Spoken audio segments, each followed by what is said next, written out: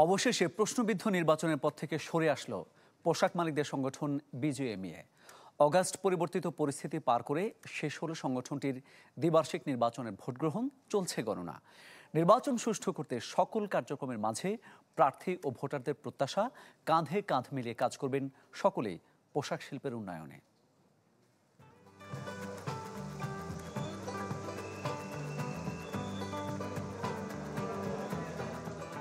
সারি সারি গাড়িতে প্রার্থী আর ভোটারদের আগমন দেশের সবচেয়ে বড় রপ্তানিকারকদের সংগঠন বিজিএমইএর, যেখানে সিলেকশন নয় বরং ইলেকশনের মাধ্যমে খোঁজা হচ্ছে সংগঠনের আগামী দিনের কাণ্ডারি।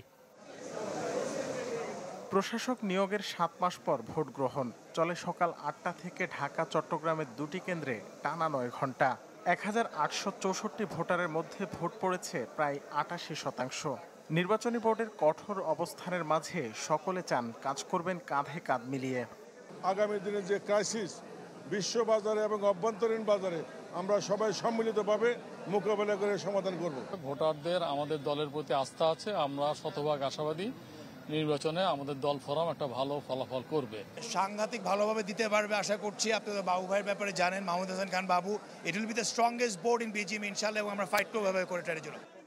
পরিচালক পদ 35 আর প্রতিদ্বন্দ্বিতায় 3 জোটের 76 প্রার্থী। পূর্ণ প্যানেলে অংশগ্রহণ করা সম্মিলিত পরিষদ ও ফোরামের সদস্যদের মুখে একই সুর, দূর হবে এই খাতের বহুমুখী সংকট। কোনো অপ্রীতিকর ঘটনা হয় নাই, কেউ আইন ভাঙ্গার চেষ্টা করে নাই। আগে যে কটা ইলেকশন হয়েছে হয়তো আপোষে হয়েছে, এবার রিয়েল ইলেকশনটা হচ্ছে এবং ভালো হচ্ছে। এই নির্বাচন থেকে একটা নির্দেশিকা আসবে, একটা পথ আসবে, যে এই পথে গেলে স্বচ্ছ, পরিচ্ছন্ন, গ্রহণযোগ্য এবং যোগ্য নেতারাই নির্বাচিত হয়ে এই ট্রেড বডিকে নির্বাচিত করবে। একটা শক্তিশালী বিজেএমই গঠিত হবে, আর সেই শক্তিশালী বিজেএমই আমরা একসাথে বিজেএমই আমরা একসাথে কাজ করব। গেল আগস্টে রাজনৈতিক পট পরিবর্তনের পর নেতা শূন্য হয়ে পড়ে সংগঠনটি।